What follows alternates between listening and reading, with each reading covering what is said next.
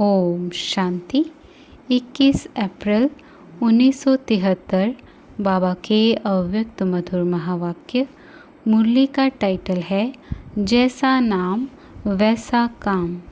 बाबा कहे इस ग्रुप का कौन सा नाम कहें। मधुबन निवासियों को क्या कहा जाता है।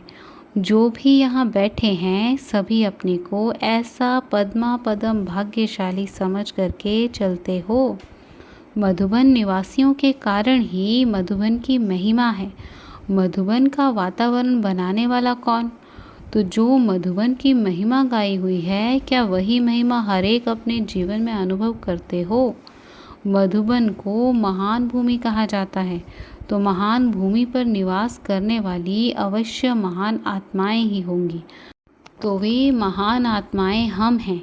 क्या इस रूहानी नशे में रहते हो। महान आत्मा जिसका हर कर्म और हर संकल्प महान होता है, तो ऐसे महान हो जिसका एक संकल्प भी कभी साधारण व व्यर्थ ना हो और एक कर्म भी साधारण व बिगर अर्थ ना हो, क्योंकि उनका हर कदम अर्थ सहित होता है। क्या ऐसी अर्थ स्वरूप महान आत्माएं हो। उनको कहा जाता है महान अर्थात मधुबन निवासी। बाबा कहे नाम तो मधुबन निवासी है, तो ज़रूर अर्थ सहित नाम होगा। तो ऐसे रोज का अपना पोता मेल चेक करते हो कि जो कुछ भी इन कर्मेंद्रियों के द्वारा कर्म हुआ वह अर्थ सहित हुआ। समय भी जो बीता वह सफल हुआ अर्थात महान कार्य में लगाया। ऐसा पोता मेल अपना देखते हो कि सिर्फ मोटी मोटी बातें ही देखते हो। जो समझते हैं कि इसी प्रकार से हम अपनी चेकिंग करते हैं, तो वे हाथ उठावें। बाबा कहे महान आत्माओं के हर कर्म का चरित्र के रूप में गायन होता है। महान आत्माओं के हर्षित मूर्त, आकर्षण मूर्त और अव्यक्त मूर्त का मूर्ति के रूप में यादगार है। ऐसे अपने को देखो कि सारे दिन में जो हमारी मूर्त व सीरत रहती है वह ऐसी है। जो मूर्ति बन पूजन में आए और हमारे कर्म ऐसे हैं जो हमारे चरित्र रूप में गायन हो, यह लक्ष्य है ना। बाबा कहे जब यहाँ सीखने व पढ़ने आते हो तो अंतिम लक्ष्य क्या है। वह संगम युग का लक्ष्य क्या है। यही है ना। संगम युग का कर्म ही चरित्र के रूप में गायन होता है। संगम युग का प्रैक्टिकल जीवन देवता के रूप में पूजा जाता है। तो वह कब होगा। अभी का गायन है तो अभी ही होगा ना। क्या सतयुग में ऐसा बनेंगे। वहाँ तो सभी हर्षित होंगे। तो यह हर्षित मुख है, यह भी कहेगा कौन। यह तो अभी ही कहेंगे ना। बाबा कहे जो सदा हर्षित नहीं रहते हैं वही वर्णन करेंगे कि यह हर्षित मुख हैं। ऐसी मूर्त व ऐसे कर्म प्रैक्टिकल में हैं। जैसे अभी सुनने के समय मुस्कुराते हो अर्थात महसूस करते हो, वह मुस्कुराना कितना है। महसूस करते हो तब तो मुस्कुराते हो। तो ऐसे ही हर रोज़ अपने कर्म की महसूसता व चेकिंग करने से कोई भी पूछेगा तो फौरन जवाब देंगे। अभी सोचते हो कि हाथ उठाएं या नहीं उठाएं। फलक से हाथ क्यों नहीं उठाते हो। संकोच भी क्यों होता है। कारण बाबा कहे तो ऐसे ही अपनी संपूर्ण स्टेज को स्वरूप में लाओ। सिर्फ वाणी में नहीं लेकिन स्वरूप में।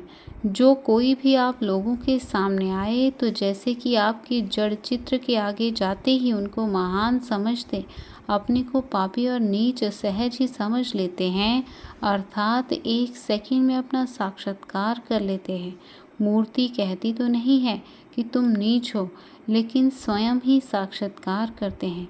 ऐसे ही आप लोगों के सामने कोई भी आए तो ऐसे ही अनुभव करें कि यह क्या है और मैं क्या हूँ। यह स्टेज आनी तो है ना। तो कब आएगी। जबकि ज्ञान का कोर्स समाप्त हो, रिवाइज कोर्स चल रहा है, तो सिर्फ थ्योरी में रिवाइज हो रहा है या प्रैक्टिकल में। बाबा कहे प्रैक्टिकल में भी कोर्स पूरा होना चाहिए ना। वह रिवाइज जब समाप्त होगा तब प्रैक्टिकल दिखाएंगे। क्या सोचा है। क्या इसके लिए समय का इंतज़ार कर रहे हो। समय आएगा तो सभी ठीक हो जाएगा, क्या ऐसा समझते हो? यह क्लास कभी किया है? अपने पुरुषार्थ को तीव्र करने के लिए अपनी शक्ति अनुसार कभी प्लान्स बनाते हो या बना बनाया प्लान मिलेगा तो चलेंगे? बाबा कहे, बाप दादा तो यही देखते हैं कि जो मधुबन निवासी हैं वह सभी के सामने सैंपल हैं। सैंपल पहले तैयार किया जाता है ना। मधुबन निवासी सैंपल हैं या फिर सैंपल अभी तैयार होना है? जब सैंपल तैयार होता है तो उसकी तरफ इशारा कर बताया जाता है कि ऐसा माल तैयार हो रहा है, तभी फिर उसको देख दूसरे लोग सौदा करते हैं। पहले सैंपल तैयार होने से बाप दादा ऐसा इशारा दे दिखावे कि ऐसा बनना है। सैंपल बनने के लिए कोई मुश्किल पुरुषार्थ नहीं है, बहुत सिंपल पुरुषार्थ है। सिंपल पुरुषार्थ एक शब्द में यही हुआ कि साथ में बाप का सिंबल सामने रखो। एक शब्द का पुरुषार्थ तो बहुत इजी हुआ ना। अगर सदा सिंबल सामने हो तो पुरुषार्थ में सिंपल हो जाए। पुरुषार्थ सिंपल होने से सैंपल बन जाएंगे। बाबा कहे, मधुबन निवासियों को कितने इंजन लगे हुए हैं? किसी ने कहा 4। बाबा कहे, फिर तो सेकंड में पहुंचना चाहिए। सभी से सहज पुरुषार्थ का लाभ व गोल्डन चांस मधुबन निवासियों को मिला हुआ है, यह भी मानते हो? मानने में जानने में भी होशियार हो और बोलने में तो हो ही होशियार, बाकी मानने योग्य बनने में देरी क्यों? जितना माननीय योग्य बनेंगे उतना ही वहाँ पूजनीय योग्य बनेंगे। यहाँ आपके कर्म को देखने वाले अगर श्रेष्ठ नहीं मानते हैं तो पूजने वाले भी श्रेष्ठ मानकर पुजारी कैसे बनेंगे? जितना माननीय उतना पूजनीय का हिसाब है।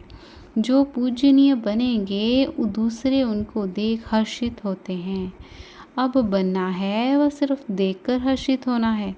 जितना साज युक्त हो उतना ही राज युक्त बनो।